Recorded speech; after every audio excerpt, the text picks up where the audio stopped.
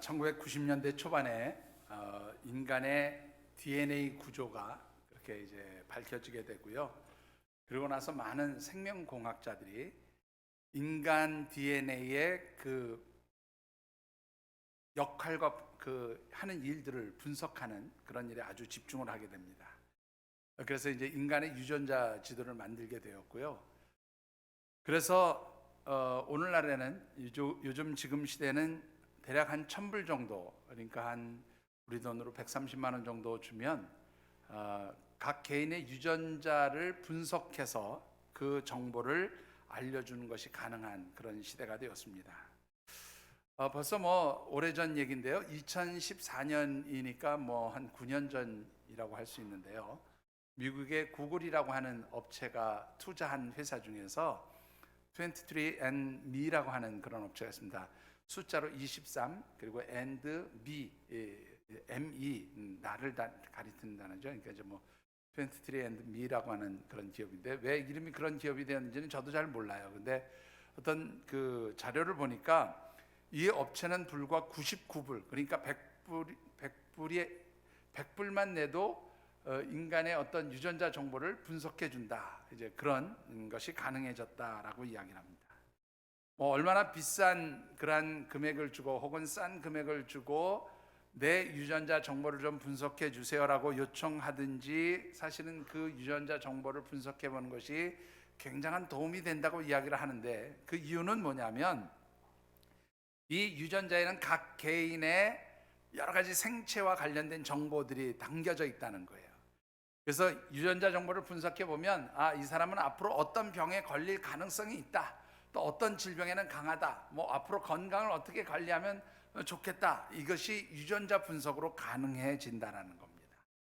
참 놀라운 시대에 우리가 살고 있어요. 자, 그런데 이 유전자를 분석하다 보니까 아주 재미있는 유전자 하나를 발견하게 되었는데 그 유전자의 이름이 뭐냐면 텔로미어라고 하는 유전자입니다.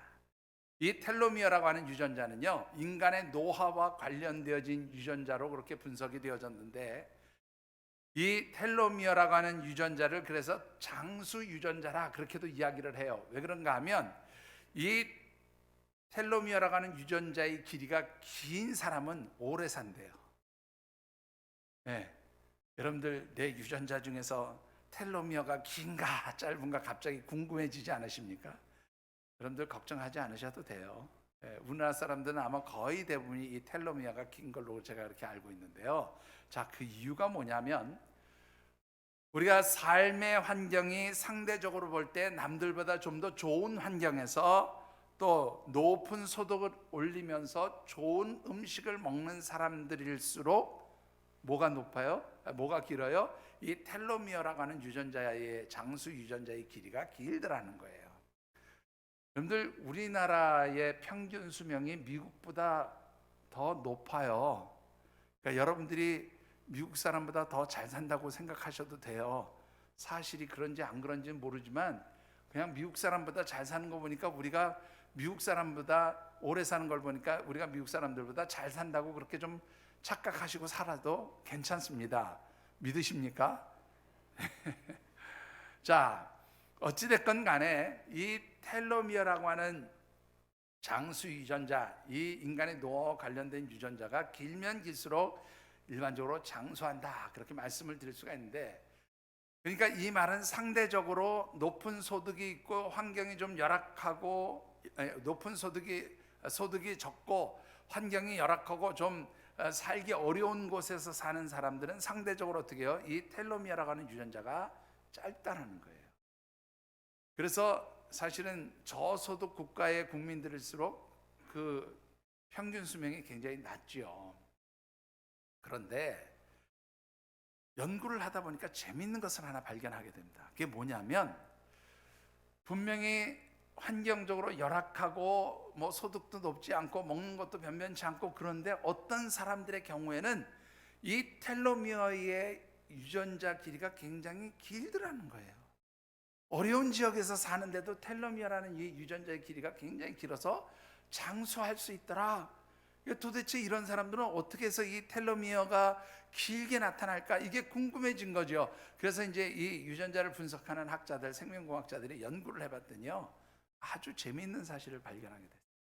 이게 뭐냐면, 이 열악한 환경 속에서 가난하게 살지만, 힘들게 살지만 유전자 길이가 긴 사람들은 어떤 특징이 있냐면 이웃과 좋은 인간관계를 맺으면서 살아가는 사람들이더라, 그렇게 밝혀진 거예요.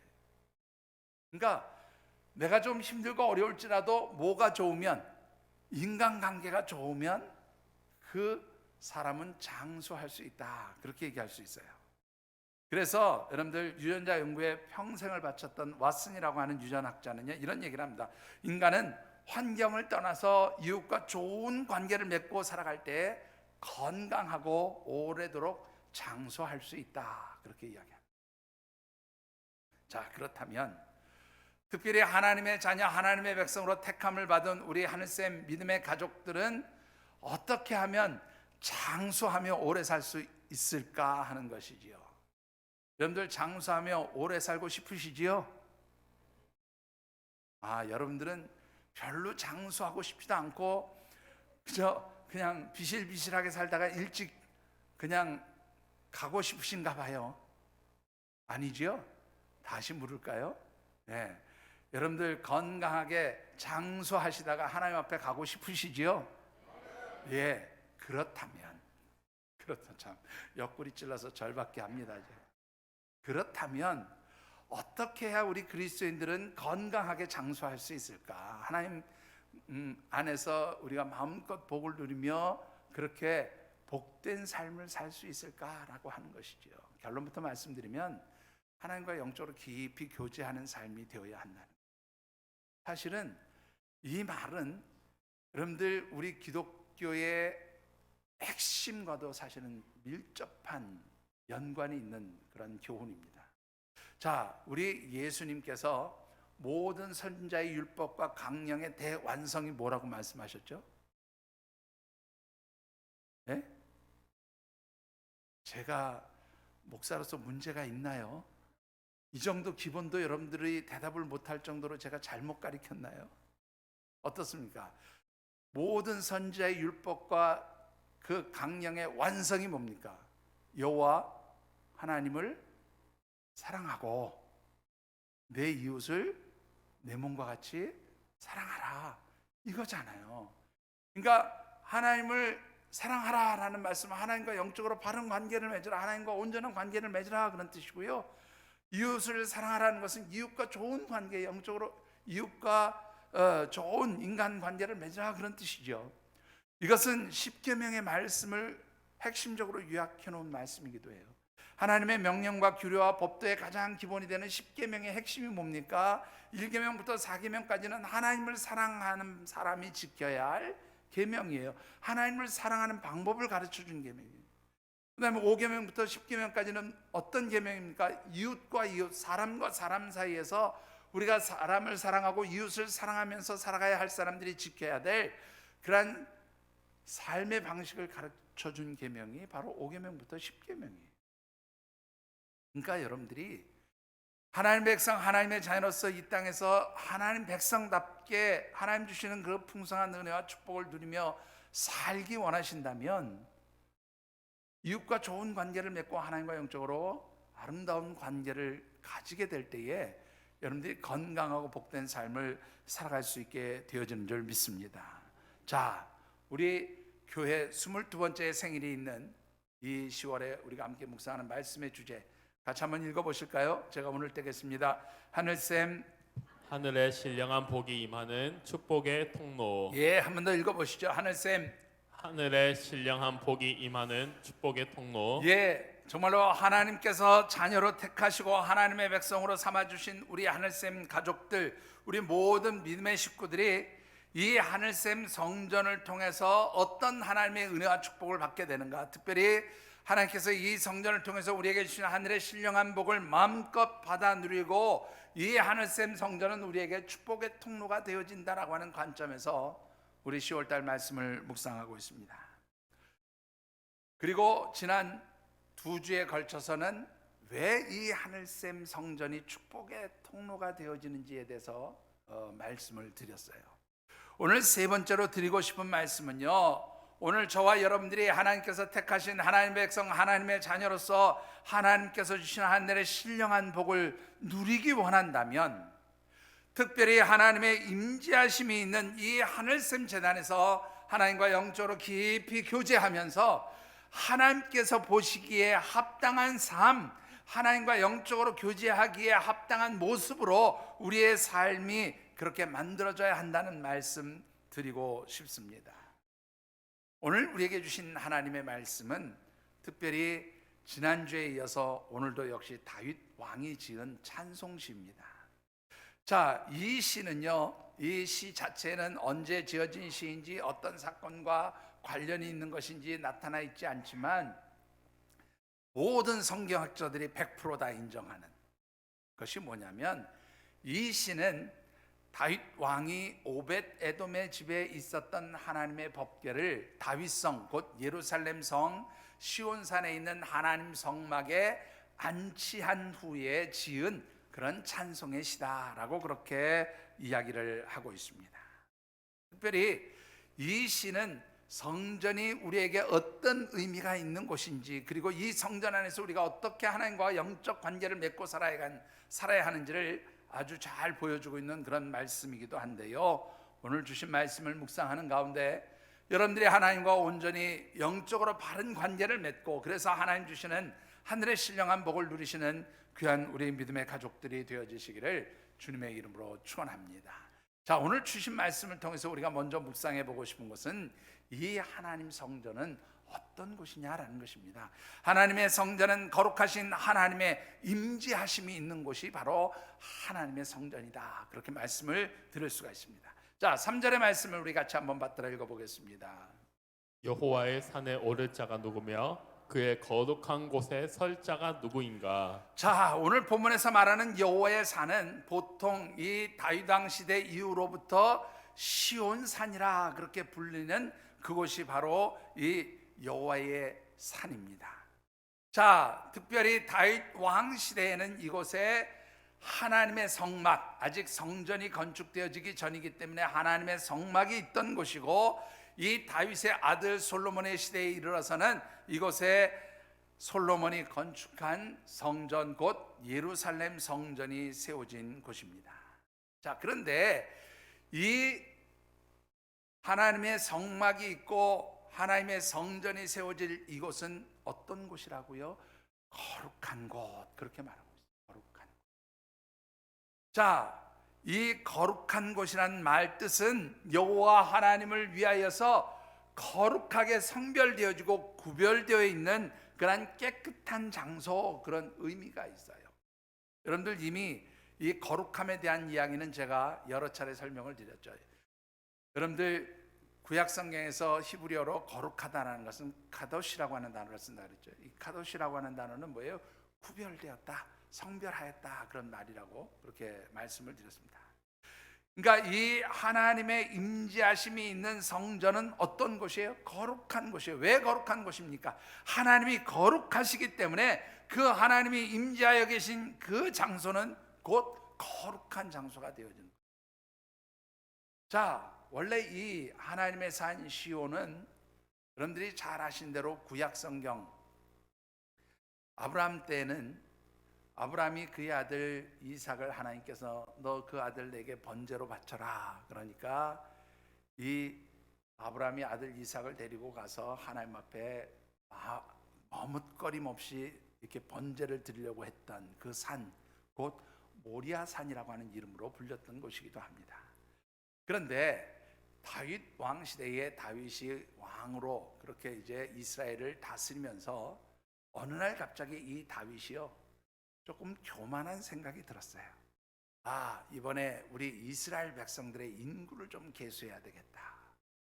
그래서 신하들에게 명령을 내리죠. 신하들이 반대합니다. 왜 굳이 인구를 파악하시려고 합니까? 하나님께서 왕에게 주신 축복이 얼마나 크고 놀라운데 굳이 인구를 파악하시려 합니까? 이 인구를 파악한다는 것은, 구약시대의 인구를 파악한다는 것은 어떤 의미가 있었냐면, 군사적으로 동원될 수 있는 자원이 얼마나 되느냐. 쉽게 얘기하면 군사로 나갈 수 있는 그러한 군인들이 될 수 있는 사람들이 얼마나 되느냐, 이거를 조사하는 일과 사실은 다르지 않았어요.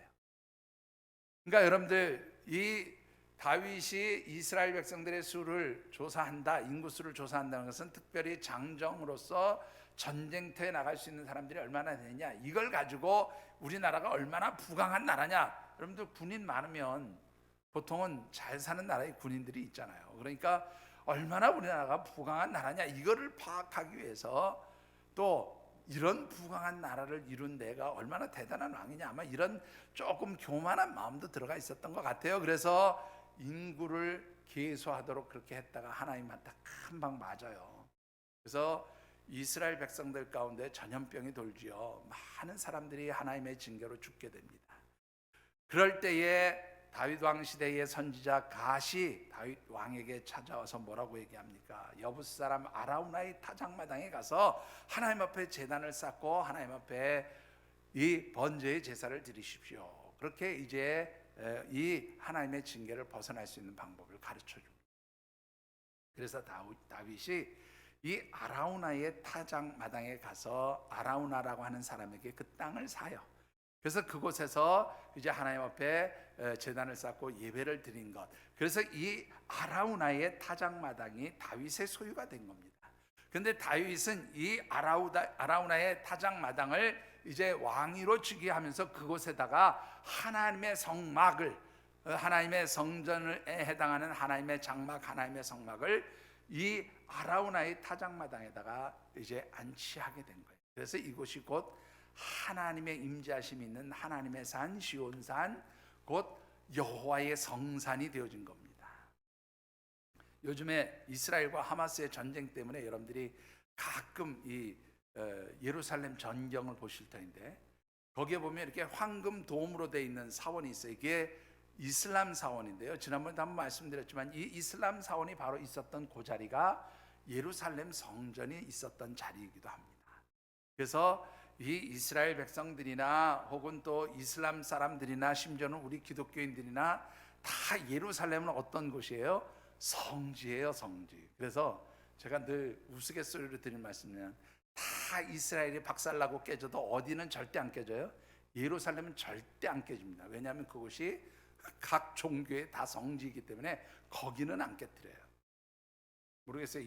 이스라엘 사람들이 그 이슬람 사원이 있는 곳을 깨뜨리고 거기다 성전 지으려고 뭐 스스로 깨뜨릴런지는 모르겠지만 절대로 그렇게 못합니다. 자, 아무튼 간에 이곳이 그래서 하나님의 성막이 세워진 곳이 되었고, 솔로몬의 시대에는 하나님의 성전이 건축되어진 그런 하나님의 임재하심이 있는 자리가 된 거예요. 그런데 이 하나님의 임재하심이 완성되기 위해서는, 사실은 이미 하나님의 성전이 세워졌으니까 그것으로 이미 하나님의 임재하심이 완성되었지만, 이 하나님의 임재하심이 완성되어진 것처럼 보여지는 상징적인 것이 하나 있어야 했었어요.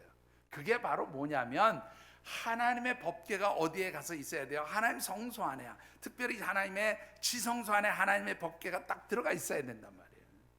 그런데 다윗 왕 시대에 그 하나님의 법궤를 옮겨오기까지는 여러 시행착오도 있었고 어려운 일이 있었지만, 어쨌든 오벳 에돔의 집에서 이 법궤를 옮겨서 성소에 안치함으로 인해서 하나님의 임재하심이 완성되어진 그런 상징적인 장소가 된 거죠. 자, 그렇다면 왜 이 하나님의 법궤가 안치되었을 때 하나님의 임재하심이 완성되었다고 말하느냐라는 것입니다. 여러분들 사진 자료를 한번 보시죠. 자, 뭔가요, 여러분들? 예? 법궤예요, 법궤. 사실은 실제 법궤가 아니고 모형입니다. 모형이에요. 하나 더 보시죠. 이런 모형도 있어요. 이렇게 되어 있는 모형도 있어요. 그래서 이 법궤의 모형은 사실은 만드는 사람들에 따라서 좀 다 달라요. 그냥 유형은 비슷하지만 모양은 다 다릅니다. 왜 그런가 하면, 이 하나님의 법궤의 원형이 어디에 있는지 지금 아무도 몰라요. 다 사라졌는지 깨어져서 부서졌는지 뭐 어디에 가 있는지 아무도 몰라요. 여러분들 옛날 우리 유명한 영화 있죠. 인디아나 존스 1편인가에서 보면 잃어버린 성계를 찾아서라는 부제를 가지고 했던, 그때도 이 법궤가 나오는데, 여러분들 이 법궤 사진을 다시 한번 보여주시죠. 여러분들 이 법궤의 뚜껑 부분에 보면 천사가 둘이 이렇게 마주보고 있는 곳이 있어요. 이 천사들을 그룹이라고 그래요. 그룹. 네? 이 천사들 두 그룹이 이렇게 마주보고 있는데, 이 두 천사가 마주보고 있는 그 가운데, 여기가 바로 하나님의 임재하심의 자리라고 이스라엘 백성들이 생각했어요. 법궤의 뚜껑 위에 천사 둘이 이렇게 마주보고 있는 요 가운데가 하나님의 임재하심이 있는 곳이에요. 하나님 임재하시는 곳이에요. 그리고 이 하나님의 임재하심이 있는 요 자리를 그래서 뭐라고 불렀는가 하면 두 가지의 이름으로 불렀어요. 하나는 속죄소라고 불렀고요. 또 다른 하나는 뭐라고 불렀을까요? 우리 찬양대. 네? 뭐라고 불렀어요? 찬양대가 대답을 하니까 왜 찬양대는 다 꿀먹은 벙어리에? 네? 시은소라고 불렀어요. 시은소. 찬양대 이름이 어디서 왔는지는 알아야죠. 예, 시은소예요. 시은소. 시은소라는 말의 의미는 하나님께서 이곳에 임재하셔서 여기서 베풀시, 하나님께서 은혜를 베푸시는 장소가 바로 시은소고 하나님의 임재하심이 있는 곳이에요. 여러분들이 바로 하나님의 은혜를 받는 자리에 앉으셔서 하나님께 찬양하는 복을 받으신 우리 찬양대원들이 된 줄 믿으시기 바랍니다. 아멘 소리가 그렇게 약해서 되겠어요? 자, 여러분들 하나님의 임재하심이 있는 곳, 바로 그것이 시온소예요. 그리고 속죄소라고도 얘기하는데, 이 속죄소는 무슨 뜻인가 하면, 하나님의 백성들이 하나님 우리가 이러이러한 죄를 저질렀습니다. 그리고 1년에 한 번씩 대제사장이 이스라엘 백성들의 모든 죄를 가지고 이 지성소 안에 하나님 법궤 앞에 와서 하나님께 이스라엘 백성들의 모든 죄를 고백할 때 하나님께서 그곳에서 이스라엘 백성들의 모든 죄를 용서해 주시는 곳이다. 그래서 속죄소라고도 불러요. 자, 결국 이 하나님의 법궤가 있는 이곳이 바로 하나님의 임재하심이 있는 곳이고, 여러분들 하나님의 임재하셔서 역사하시는 그 손길이 있는 곳이에요. 자, 그래서 시편 76편 2절 말씀을 같이 한번 읽어보실까요? 이렇게 말씀하고 있습니다. 그의 장막은 살렘에 있으며 그의 초소는 시온에 있도다. 예, 여러분들 하나님의 장막은 어디에 있다고요? 살렘. 살렘은요, 예루살렘을 줄인 말이에요. 예루살렘은 어떤 뜻인가 하면, 살렘은 평화라는 뜻이에요. 샬롬이에요. 샬롬. 그리고 예루살렘 할 때 이 예루는 평화의 도성이라 그런 말입니다. 평화의 도성. 그러니까 하나님의 성전은 이 샬롬의 성, 평화의 도성에 있고, 하나님의 장막은, 그 다음에 그의 처소는 어디에 있다고요? 시온, 곧 하나님의 성막이 있는 그곳이 바로 하나님의 처소입니다 라고 그렇게 이야기하는 거죠. 자, 그런가 하면 시편 20편 2절 말씀에 보면 뭐라고 되어 있어요? 같이 읽어보십시다. 시작. 성소에서 너를 도와주시고 시온에서 너를 붙드시며. 자, 이 성소는 하나님께서 임재하셔서 하나님 백성들을 도우시고 붙들어 주시고 하나님 백성들을 만나 주시는 그런 자리가 되어진다라는 것이죠. 중요한 것은 여러분들, 이 하늘샘 제단이 왜 하나님의 임재하심의 자리가 될까요? 물론 우리가 다 배운 대로 그냥 하나님의 성전이니까 하나님의 임재하심이 있는 곳이에요, 그렇게 쉽게 말할 수 있어요. 네, 여러분들 제가 조금 전에 하나님의 법궤를 굉장히 강조해서 말씀을 드렸잖아요. 하나님의 법궤가 곧 하나님의 임재하심이 있는 곳이다, 그렇게 말씀드렸죠. 네, 여러분들 하나님의 법궤 중에서 가장 중요한 게 뭘까요? 하나님 법궤 안에 뭐가 들어가 있었는지는 알죠? 예? 하나님의 법궤 안에 뭐가 들어가 있었을까요? 예. 또 뭐 아론의 쌍난 지팡이도 있었고요. 또 이스라엘 백성들이 광야에서 먹었던 만나도 있었어요. 근데 그 중에서 가장 중요한 게 뭐예요? 하나님의 법이 새겨진 십계명 돌판이 가장 중요해요. 하나님 말씀이 담겨져 있던 곳. 왜 오늘 이 성전이 하나님의 임재하심이 있는 곳이냐? 바로 이 성전에 뭐가 있어요? 하나님의 말씀이 있는 곳이에요. 이 성전을 통해서 하나님께서 말씀을 선포하세요.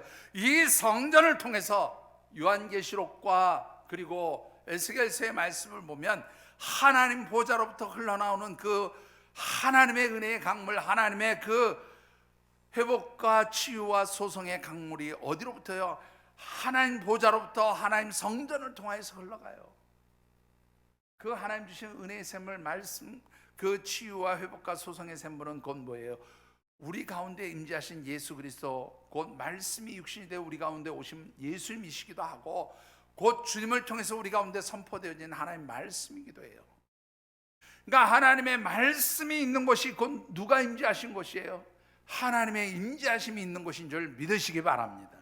그러니까 여러분들은 지금 제가 하나님 말씀을 대신하여 선포하지만 사실은 이 자리에 누가 함께 하세요? 하나님이 임재하셔서 하나님께서 말씀을 선포하시는 자리라 하는 것을 여러분들이 잊지 않게 되기를 주의 이름으로 축원합니다. 자, 그런데 이 하나님이 임재하신 이 거룩한 성전에 그러면 왜 올라왔냐 그 말이에요. 왜 올라왔냐? 여러분들 이 자리에 왜 오셨어요? 예? 왜 오셨어요? 예배드리러. 네. 또요? 왜 오셨어요? 자, 오늘 이 자리에 우리가 올라온 이유, 이 자리에 함께한 이유가 6절에 아주 잘 나타나 있어요. 6절 한번 같이 받들어 읽어보시죠. 이는 여호와를 찾는 족속이요 야곱의 하나님의 얼굴을 구하는 자로다. 자, 여러분들 3절과 연결해 보면 여호와의 산에 오를 자가 누구며 그의 거룩한 곳에 설 자가 누구인가? 이는 여호와 하나님을 찾는 사람들이요 야곱의 하나님의 얼굴을 구하는 사람들입니다. 그렇게 연결이 될 수 있어요. 그러니까 이 제단에 오른 것은 무엇을 하기 위해서요? 하나님을 찾고 또 하나님께 무엇인가를 구하기 위해서 이 자리에 왔다 그런 말이에요. 자, 그런데 이 찾다라고 하는 말과 구하다라는 말이 우리의 말이 가진 의미하고는 조금 달라요. 원문의 뜻은 좀 달라요. 어떻게 다른가 하면 이 찾다라는 말은 따라쉬라고 하는 단어를 써요. 따라쉬. 따라지가 아니고 네? 따라쉬. 근데 이 따라쉬라는 말은요 3가지 의미를 담고 있는 말입니다. 첫 번째는 뭐냐면 묻다, 무엇을 물어보다 그런 뜻이에요. 또 하나는 상담하다 그런 뜻도 있고요. 세 번째로는 요청하다 그런 뜻도 있어요. 자, 여러분들 이 성전에 올라와서 하나님을 찾기 위해서 올라오신 줄 믿습니다. 그러면 이 하나님을 찾는다는 행위는 3가지를 의미한다는 거죠. 첫 번째는 하나님께 무엇인가를 묻는 거예요. 근데 여러분들 하나님께 물을 게 뭐가 있어요? 하나님께 물을 건 딱 한 가지밖에 없어요. 하나님의 뜻이 무엇입니까를 묻는 거예요. 하나님께서 나를 통해서 우리를 통해서 이 제단을 통해서 하나님이 이루시고자 하는 하나님 뜻이 무엇입니까? 하나님 이번에 내가 이러이러한 일을 당했는데 하나님 이 일을 통해서 하나님 저에게 무엇을 원하십니까? 하나님 무엇이 하나님의 뜻입니까? 이게 바로 하나님께 묻는 거예요. 하나님의 뜻을 묻는다는 의미가 있어요. 자, 두 번째로는 상담한다는 의미가 있다 그랬죠. 하나님을 찾는다라는 이 따라시라는 의미 가운데는 상담한다는 의미가 있는데 이 상담한다는 말의 의미는 뭐냐면 나 어려워요 하나님, 힘들어요. 그런데 이 어렵고 힘든 문제 내 힘으로 해결 안 돼요. 하나님 내 능력으로 이거 해결할 수 없어요. 그러니까 누구의 도움을 요청해요? 하나님 어떻게 하면 좋을까요? 하나님께 상담하는 거예요. 여러분들 한번 잘 보세요. 여러분들이 세상에서 살아갈 때 어떤 어려운 문제를 당했다고 치십시다. 내 힘으로는 그 해결할 방법이 없어요. 예를 들면 이런 걸 한번 예를 들어볼까요? 누가 나에게 민사적인 손해를 입혔어요. 이번에 우리 집사님 한 분이 물건 하나 잘못 구해가지고 굉장히 어려움을 겪고 계셨는데 여러분들 이럴 때 내 힘으로 해결 안 돼요. 그러니까 그 다음에 어떻게 해요? 법적인 기관들이나 자문을 요청하죠. 여러분들 누가 나를 피해 입혔으면은 그 피해 입힌 것을 해결하기 위해서 어디로 가요? 여러분들 전문적인 변호사나 누구에게 도움을 받죠. 상담을 받습니다. 여러분들 법적으로 어려움이 있을 때 아무데나 이렇게 쭉 보면 변호사들 전화번호 쭉 나오잖아요. 그럼 전화 딱 걸면요, 딱 그래요. 지금부터 시작하는 상담은 몇 분 동안 5만 원을 받습니다. 10만 원을 받습니다. 그렇게 딱 나와요. 그러니까 돈 받고 상담하는 거죠. 그 사람들은 전문가들이니까. 그거 싫으면 이제 법률구조공단에 가시면 이제 공짜로 받을 수는 있는데 잘 도와주지는 않아요. 네? 그런데 여러분들 지금 하나님께 하나님을 찾는다라는 말은 결국 하나님 내 문제 어떻게 하면 좋겠어요? 하나님 나 힘들어요. 하나님 내 능력으로 내 방법으로 이거 할 수 없어요. 하나님이 도와주세요. 라고 하나님께 나의 문제를 내어놓고 상담받고 도우심을 요청하고 하나님 나를 이 문제로부터 해결해 주세요라고 그렇게 하나님을 찾는 이유가 있다 그 말이에요. 자, 세 번째, 하나님을 찾는다는 이 말 가운데는 하나님께 요청한다는 의미도 있다고 말씀드렸죠. 이 요청한다는 것은 뭐예요? 하나님 내 삶에 필요한 것이 있습니다. 하나님 나 이것이 있어야 돼요. 하나님 나 이것이 필요합니다. 하나님 주세요라고 그렇게 구하는 것이 곧 하나님께 요청하는 거예요. 그게 바로 하나님을 찾는 이유죠. 자, 그런가 하면 우리 두 번째로는 뭐라고 되어 있습니까? 여러분들 6절에 하나님의 얼굴을 구한다. 이 하나님의 얼굴을 구한다는 말의 의미는 하나님의 은총을 간구한다는 거예요. 하나님의 긍휼하심과 자비하심을 주시기를 간구한다. 그런 하나님의 은총을 얻기를 위해서 노력한다. 그런 의미가 있는 단어인데요. 바카시라고 하는 단어입니다. 이 바카시라고 하는 단어는 하나님이 주시는 은총을 내가 얻기 위해서 하나님 앞에 힘쓰고 애를 쓴다. 그런 의미인데요. 여러분들 특별히 이스라엘 백성들이 하나님의 얼굴을 찾는다는 것은 늘 뭐하고 관련이 있냐면 하나님의 축복과 관련이 있어요. 여러분들 민수기에 보시면 대제사장 아론의 축복 기도가 나오죠. 그런데 그 아론의 축복 기도에 보면 무엇으로 시작합니까? 하나님께서 그 얼굴을 드시고 너에게 그 빛을 비추어 주시며 그 얼굴 빛으로 비추어 주시기를 원하노라.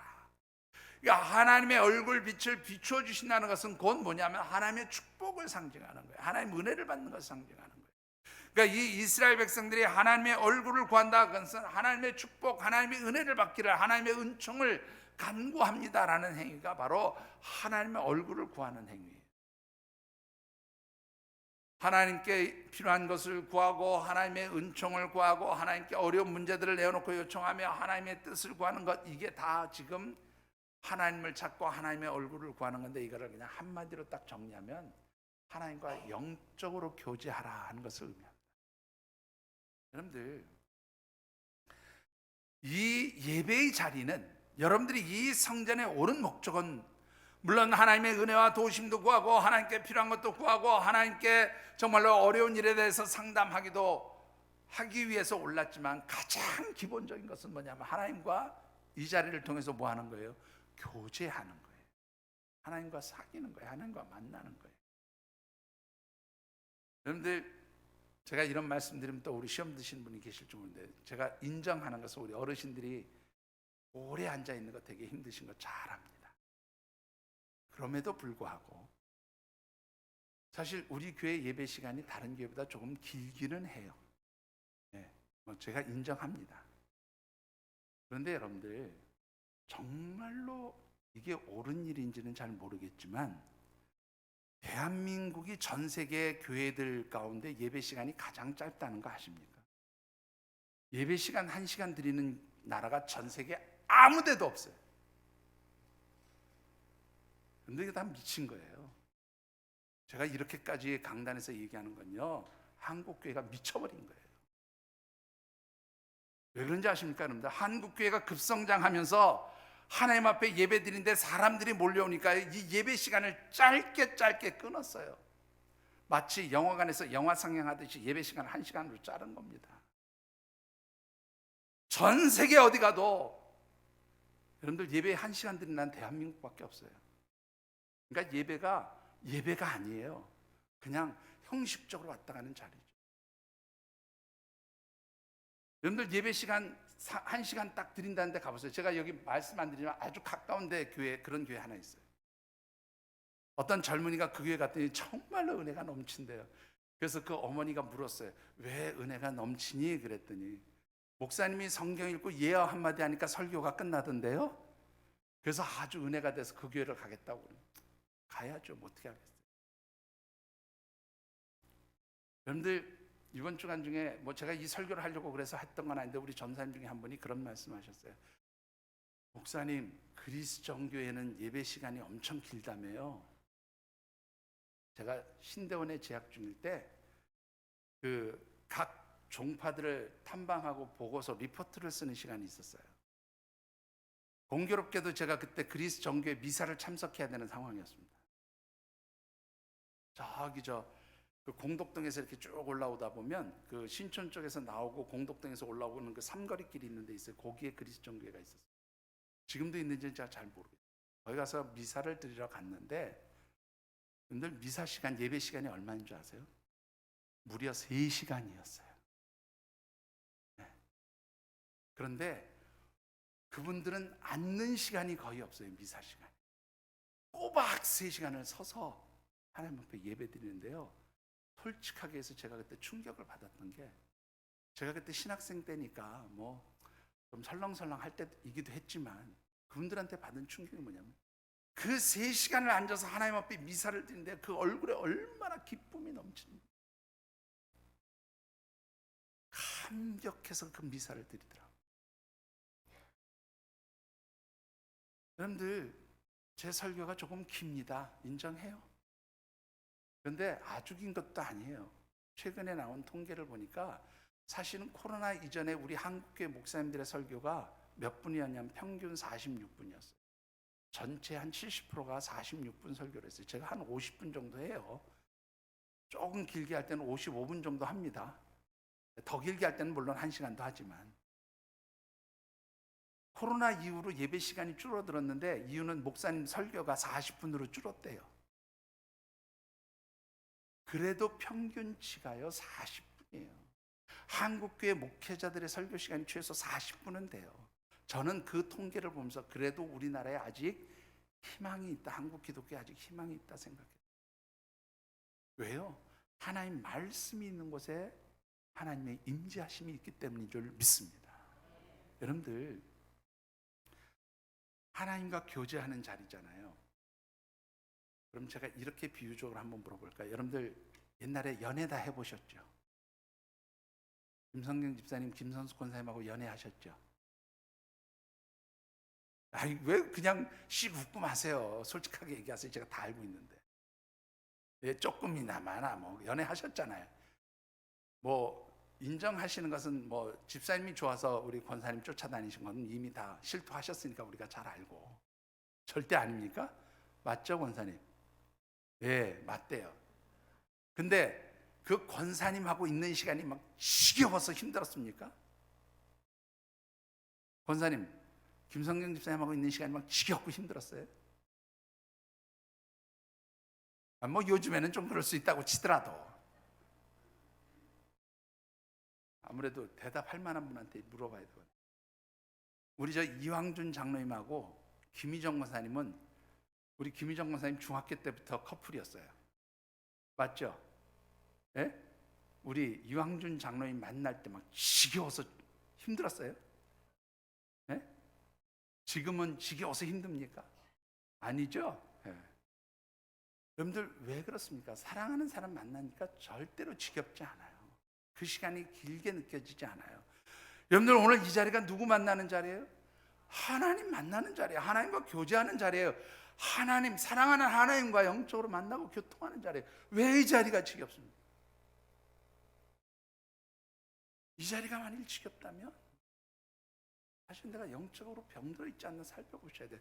물론 제가 전제하고 말씀드린 게 뭐냐면, 우리 어르신들이 오래도록 앉아있는 거 정말 힘드신 거 잘 알아요. 그래서 저도 가능한 한 설교를 좀 빨리 끝내려고 노력을 하는데 어떻게 할 수가 없네요. 여러분들 오늘 이 자리에 앉으셔서 하나님과 영적으로 교통하는 그 시간이 여러분들에게 정말로 기쁨의 시간이 되어지시기를 주의 이름으로 축원합니다. 사랑하는 하나님과 만나는 시간이 기쁘셔야 해요. 우리가 이 하나님 성전에 올라서 하나님과 영적으로 교제하기 위해서는 우리에게 특별히 중요한 3가지 삶의 조건들이 나타나야 돼요. 삶의 모습들이 우리가 하나님과 만나는 조건이 되어진다 그 말이에요. 우리에게 나타날 3가지 삶의 조건들이 뭡니까? 첫 번째 조건은요, 여러분들 먼저 4절을 같이 읽어보십시다. 4절에 그 3가지의 조건들이 기록되어 있습니다.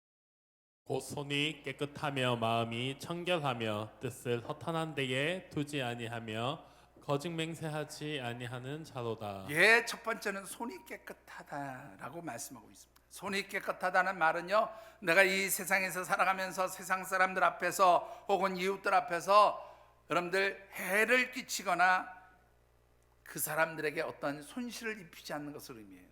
좀 더 구체적으로 말하면 이 세상에서 살아가면서 세상 사람들로부터 흠이 없고 나무랄 데 없이 정말로 윤리적으로 정결하고 깨끗하게 법적으로 아무런 문제가 없이 그렇게 살아가는 것을 손이 깨끗하다 말하는 겁니다. 다른 말로 표현하면 민폐 끼치지 않고 살아가는 사람들이 민폐 끼치지 않고 살아요. 여러분들 민폐 끼치지 않는다니까 여러분들이 생각할 때 아이고 나는 뭐 다른 사람한테 손해 끼친 적 없어. 다른 사람 그냥 뭐 다른 사람에게 해를 준 적 없어. 폐를 끼친 적 없어. 보통 그렇게 생각하실 겁니다. 우리 예수 믿는 사람들 대부분 그렇게 살아가니까요. 근데요, 여러분들 이 민폐를 끼치지 않는다는 말의 의미는 조금 더 확장하면 어떤 뜻이 있냐면 다른 사람을 불편하게 하지 않는다 그런 말이에요. 의미가 있어요. 다른 사람을 불편하지 않는다. 네, 여러분들 만일 세상 사람들이 나를 보면서 불편한 생각을 가지게 된다 그러면 왜 그럴까요? 여러분들 이유는 딱 한 가지예요. 믿지 않는 사람들이 믿는 사람 보면서 불편하게 생각하는 이유는 딱 한 가지입니다. 저것들은 예수 믿는다는 것들이 저렇게 살아? 그렇게 보통 얘기해요. 내가 꼭 그 어떤 세상 사람들에게 뭐 손해를 끼치거나 해를 끼치지 않는 것도 중요하지만 내 삶의 모습을 보여주었을 때 그 사람들이 저 사람은 예수 믿는 사람이야, 저 사람은 정말로 예수쟁이 맞아라고 그렇게 인정할 수 있는 그런 삶의 모습이 나타나야 돼요. 그런데 믿지 않는 사람들이 딱 보고 아이고 저거 예수쟁이라는 게 아이고 저렇게 살아가지고 뭔 예수를 믿어, 이런 생각이 들면 여러분들 벌써 불편함을 주는 거예요. 그 사람들에게는 여러분들이 벌써 걸림돌이 되어진 거예요. 여러분들 정말로 여러분들의 삶이 세상 사람들 앞에서 정갈한 삶이 되어지시기를 주의 이름으로 축원합니다. 자, 두 번째 조건은요, 마음이 청결하며 뜻을 허탄한 데 두지 않는다 그렇게 되어 있는데, 이것이 두 개로 나뉘어진 것처럼 보이지만 실제 원문에 보면 마음이 청결하여 뜻을 허탄한 데 두지 아니한 자라고 되어 있어요. 여러분들 이 뜻이라는 말은요, 원문에 보면 나푸시라고 하는 단어를 쓰는데 이 나푸시라고 하는 말은 네페시라고 하는 단어, 영혼, 마음, 뭐 생명 이런 뜻을 가지고 있는 단어인데 이것과 연계되어진 단어예요. 그러니까 이 나푸시 뜻이라는 말은요, 내 마음, 내 생각 속에서 내가 어떤 생각, 어떤 마음을 가지고 있느냐라는 것을 의미하는 단어이기도 해요. 그러니까 이 뜻이라고 하는 말은 내 마음이 어디로 집중되어 있느냐 그것을 의미하는 것인데, 그래서 이 두다라는 말은 나사라고 하는 단어를 쓰는데요, 이 나사라는 말은 어떤 뜻인가 하면 어떤 하나님 아닌 어떤 다른 것에다가 자신의 마음을 올려드리는 것을 의미합니다. 여러분들 신에게 무엇인가를 바칠 때 우리는 받들어 올린다 그런 표현을 쓰죠. 우리가 성경을 읽을 때 봉독합니다라는 말은 하나님 말씀을 받들어 읽는다는 말이에요. 우리가 하나님 앞에 헌금을 드릴 때도 봉헌이라고 하는 것은 하나님 앞에 우리가 받들어서 우리의 헌금을 올려드립니다. 그래서 받들 봉자를 쓰는 거예요. 그러니까 여기서 말하는 이 두다라는 말은 내 마음을 어떤 하나님 아닌 다른 어떤 우상적 존재에다가 받들어 주는 것을 의미하는 거예요. 그러니까 내 마음과 생각이 하나님께 집중되어 있는 게 아니라 다른 곳에 집중되어 있을 때 이것을 그 뜻을 허탄한 데 두었다 그렇게 표현한 겁니다. 제가 가끔 그냥 우스갯소리를 한 얘기인데 실제로 있었던 일인데요, 어떤 교회에 여선교회 회장님이 부동산 투자에 아주 귀재가 있었어요. 부동산 투자 진짜 잘하는 분이 있습니다. 이분은 집이 몇 채씩이나 있었어요. 그런데 어느 주일날 그날따라 또 여선교회 연합회 헌신 예배가 있고 여선교회 회장인 이분이 예배인도 사회를 하셔야 되는데 공교롭게도 자기 집, 특별히 세를 줬던 집이 나가면서 새로운 계약자가 꼭 그날 계약을 해야 되겠다고 그렇게 연락이 왔어요. 시간을 보니 주일 오전 예배와 오후 찬양 예배, 헌신 예배 곧 드리기 직전에 가서 계약을 하면 얼추 시간이 맞을 것 같대요. 그래서 예배 끝나자마자 밥을 부랴부랴 먹고 달려가서 계약서를 잘 작성하고 다행히 시간 내로 왔습니다. 예배 인도를 합니다. 말씀, 예배의 부름, 그 다음에 찬양, 딱 찬송가를 부르는데 첫 번째 찬송 310장이라고 가정을 해보십시다. 다 같이 310동 부르시겠습니다. 여러분들 실제 있었던 사건이에요. 네? 여러분들 지금 310장이 아파트 동으로 바뀌었어요. 310동으로. 모든 관심이 어디가 있어요? 예배자로서 하나님께 예배를 인도하는 그 귀한 일을 맡았음에도 불구하고 그의 생각, 그의 마음, 그의 뜻은 어디가 있어요? 아파트 동에 가 있는 거예요. 부동산에 가 있는 거예요. 이게 바로 뜻을 나타낸 사람의 모습입니다. 여러분들의 심령이 하나님께 집중되어 있게 되기를 주의 이름으로 축원합니다. 세 번째로는요, 여러분들 거짓 맹세를 하지 않는다는 말씀이 있습니다. 이 거짓 맹세를 하지 않는다는 것은요, 우리의 말과 언어가 하나님 앞에 정결해야 한다는 것을 의미하고 있어요. 그리고 이 우리 언어의 정결함은요, 사실은 우리의 내적인 삶과 외적인 삶 모두를 상징적으로 나타나는 게 언어의 정결함이에요. 제 말이 아니고 예수님 그렇게 말씀하셨습니다. 마태복음 15장 18절 말씀을 같이 받들어 읽어보겠습니다. 입에서 나오는 것들은 마음에서 나오나니 이것이야말로 사람을 더럽게 하느니라. 예, 그 마음에 어떤 생각, 어떤 마음을 담고 있느냐에 따라서 그 입술에서 나오는 말의 모습이 나타난다 그 말이에요. 조금 전에 말씀드렸던 대로 아파트에 관심이 집중돼 있으니까 310동이 나오는 것처럼 여러분들 내 마음속에 무엇인가 관심을 갖고 집중되어 있느냐에 따라서 그 입술에서 나오는 말이 다르다는 거예요. 용어가 달라요. 그러니까 여러분들 하나님의 백성들의 입에서 나오는 말은 하나님의 백성다운 말이 돼야 돼요. 하나님 말씀에 합당한 모습이 그 언어 속에서 그 말 속에서 나타나야 한다 그 말입니다. 여러분들 정말로 오늘 우리 한쌤 가족들이 우리의 외부적인 삶이나 내 내면의 심령이나 우리의 입술, 우리의 말의 언어가 하나님 보시기에 합당한 그런 정결한 사람들이 되어지시기를 주의 이름으로 축원합니다. 왜 그래야 합니까? 마태복음 5장 8절의 말씀도 같이 한번 읽어보시죠. 여러분들 같이 받들어 읽어봅니다. 마음이 청결한 자는 복이 있나니 그들이 하나님을 볼 것임이요. 예, 우리가 이 자리에 온 것 하나님 만나기 위함이잖아요. 하나님과 교제하기 위함이잖아요. 그런데 어떤 사람이 하나님 볼 수 있다고요? 마음이 청결한 자예요. 우리의 삶이, 우리의 내면이, 우리의 입술의 언어가 청결한 사람이 하나님을 볼 수 있어요. 하나님과 교제할 수 있어요. 우리가 하나님과 교제하며 또한 하나님 앞에 정결한 삶으로 하나님 주시는 그 하나님 백성으로서의 삶을 인정받게 될 때 하나님 주시는 축복이 무엇입니까? 여러분들 5절의 말씀을 같이 한번 받들어 읽어보겠습니다. 5절입니다. 그는 여호와께 복을 받고 구원의 하나님께 의를 얻으리니. 자, 여러분들 보시면 복을 받는 것과 하나님께 의를 얻는다는 말로 두 개로 구분되어 있는데 이건 사실은 같은 말이에요. 하나님께 복을 받는다는 말은 곧 하나님께서 뭐라고요? 여기 5절에 하나님의 의를 얻게 된다는 말하고 복을 받는다는 말이 똑같은 의미의 말입니다. 근데 이 복이라고 하는 말은 무슨 뜻인가 하면 베라카라고 하는 말인데 하나님께서 은혜로 주시는 선물을 이 베라카, 복이라고 얘기해요. 그러니까 조금 전에 제가 기도할 때도 그런 기도를 했습니다마는 여러분들 내가 가지고 있는 모든 것이 누구로부터 온 거예요? 하나님께로부터 온 거예요. 하나님이 주인이시고 하나님께서 내게 주신 거예요. 그거를 하나님께서 은혜로 선물로 내가 주셨기 때문에 누리고 있는 거죠.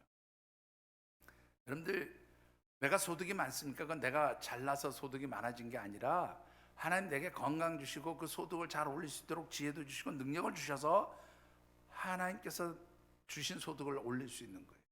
그러니까 내가 가진 모든 것이 내 것이 아니라 누구의 것이에요? 하나님의 것이에요.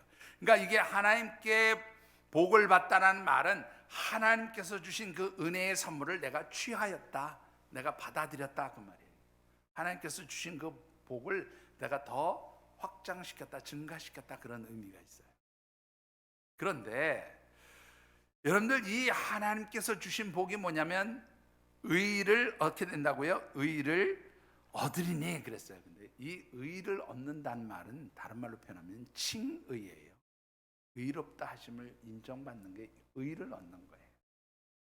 하나님께서 오늘 저와 여러분들을 하나님의 자녀로 삼으시고 하나님의 백성, 하나님의 자녀로 의롭다 인정하신 것, 이게 바로 하나님 주신 가장 중요한 복인 줄 믿으시기 바랍니다. 여러분들이 이 자리에 앉아 있는 게 그래서 복인 거예요. 이 자리에 아무나 못 들어와요. 여러분들 이 자리에 누구만 들어올 수 있어요? 하나님의 자녀만 들어올 수 있어요.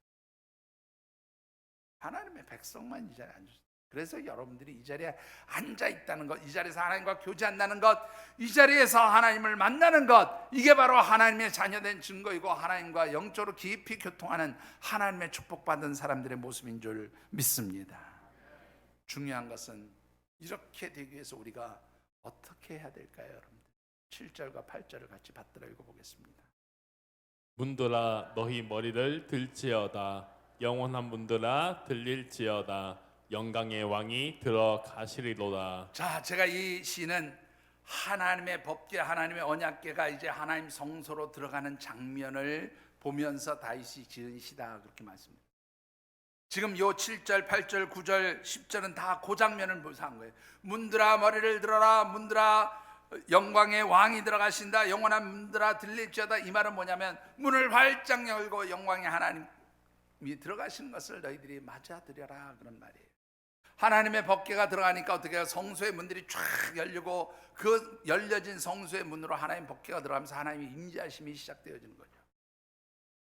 여러분들, 오늘 저와 여러분들이 하나님과 교제하며 하나님의 임재하심 가운데서 하나님과 교통하기 위해서는 여러분들의 심령의 문을 열 수 있게 되기를 주의 이름으로 축원합니다. 분명히 성경에 너희 마음은 누가 거하시는? 하나님이 거하시는 성전이라.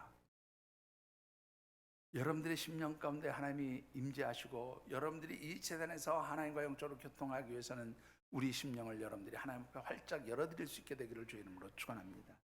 그럴 때 통치자이신 하나님, 우리를 다스리는 하나님께서 우리와 함께 하시고 우리를 복되게 하시는 줄 믿습니다. 여러분들 말씀을 맺고 싶습니다. 한 유명한 바이올린 연주자한테요, 그런 질문을 했다 그래요. 어떻게 그렇게 바이올린을 잘 연주하실 수 있어요? 비결이 뭡니까? 그렇게 물었더니 이 연주자의 답변이 뭐였냐면, 저는 바이올린을 연습하는 시간이 완전히 끝나기까지는 내게 있는 모든 일들을 다 무시했습니다. 의도적으로 무시하고 바이올린 켜는 일에만 집중했습니다. 제가 또 이 얘기 해도 되죠? 우리 안장로님 흉 좀 보려고 하는데 괜찮으시죠? 예. 여러분들 뭐 소문 들어서 알겠지만 우리 요즘에 장로님들, 집사님들이 색소폰 배우는 것에 완전히 불이 붙었어요. 그 중에 한 분이 우리 안장로님이십니다. 이 안장로님이 얼마나 직장에 충성된 분이냐면요, 1년에 연월차가 15일이 있는데 지금까지 이틀밖에 안 쓰셨대요.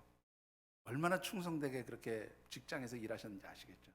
이분이 갑자기 지난주 목요일날 교회에 나타나셨어요. 제가 정말 무슨 생각이 듭니까? 이 어른이 어디가 편찮으신가? 아니면 오늘 뭐 잘렸나? 아니 연월차 15일 중에 이틀밖에 쉬지 않은 분이 갑자기 교회에 나타났으니 제가 놀라지 않겠어요? 그래가지고 제가 찾아갔습니다. 장로님 계신 분. 장로님, 오늘 웬일이십니까? 잘리셨습니까? 뭔 특별한 일이 생기셨습니까? 우리 장로님 답변이 딱 한 가지예요. 내가 그동안 연월차 안 쓴 거 올해 가기 전에 다 쓰려고 하는데 특별히 무엇하기 위해서 다 쓰려고 하냐면 색소폰 연습하기 위해서 내가 다 쓰려고 합니다. 그러나 우리 장로님이 무려 몇 시간을 연습하고 하셨는지 아세요? 제가 전에 들은 얘기가 10시부터 시작해가지고 저녁 4시? 5시요? 예? 7시요? 하여튼 그러셨대요. 완전히 집중하신 거죠. 솔직하게 얘기해서요, 제가 선생님이나 되겠어요? 저도 이제 시작한 지 얼마 안 됐는데 요즘 우리 장로님 집사님들이 제가 가르쳐 준 게 쉽다고 저한테 배우겠다고 그래요. 그래서 제가 참 가짜가 우리 색소폰을 가르친다고 하니 얼마나 웃기겠어요. 그런데 어쨌든 간에 제가 보기에 이 무식한 제가 보기에도 연습하시고 오신 날은 달라요. 벌써 달라요. 소리가 달라졌어요. 집중하니까. 여러분들 마찬가지입니다. 하나님과 영적으로 깊이 고통하면서 하나님 주신 은혜를 받아 누려서 그 삶의 모습이 달라진 사람은 뭐가 달라도 달라요. 어떻게 달라요? 하나님께 어떻게 집중되어 있느냐 하는 것입니다. 여러분들 하나님께 집중되어서 하나님과 영적으로 깊이 교통하는 하나님 백성들 되어지시기를 주의 이름으로 축원합니다. 이 하나님의 임재하심이 있는 이곳에서 하나님께 집중하시고 하나님과 영적으로 깊이 교통하셔서 정말로 하나님 주시는 그 놀라운 은혜들을 마음껏 누리시는 우리 귀한 하나님 백성 믿음의 식구들이 되어지시기를 주님의 이름으로 축원합니다. 기도하겠습니다. 하나님 감사합니다. 오늘 주신 언약의 말씀을 붙들고 하나님 우리가 얼마나 하나님 앞에 집중되는지 하나님과 영적으로 깊이 교통하는 것이 얼마나 우리에게 기쁨이 되고 즐거움이라고 그렇게 생각하면서 지금까지 신앙생활했는지 다시 한번 하나님 앞에 우리의 삶의 모습을 보시기 바랍니다.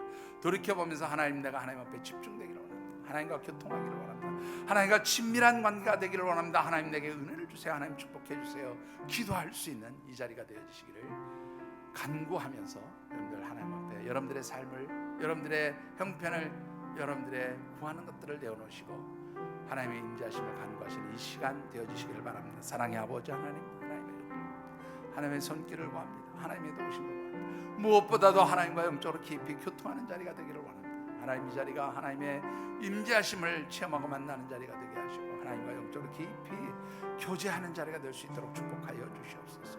하나님 도우시기를 원합니다. 하나님 은혜를 더하여 주시옵소서. 하나님 함께하여 주시옵소서. 하나님 사랑의 아버지 하나님 저희들을 귀한 하나님의 성전 하나님의 임재하심이 있는 곳으로 불러주셔서 이 예배를 통하여 하나님과 영적으로 교통하며 만나며 교제하며 무엇보다도 하나님 앞에 집중된 마음으로 하나님과 교통할 수 있게 하시니 감사와 찬양을 올려드립니다. 하나님 이런 저희들의 삶을 하나님 축복하여 주시고 하나님 인정하시는 축복의 사람들 믿음의 사람들 하나님의 자녀들 하나님의 하늘의 신령한 복을 마음껏 부어주실 수 있는 복된 삶이 되게 하여 주시옵소서. 도우시기를 간절히 소원하며 예수님 이름으로 축복하며 기도드리옵나이다. 아멘.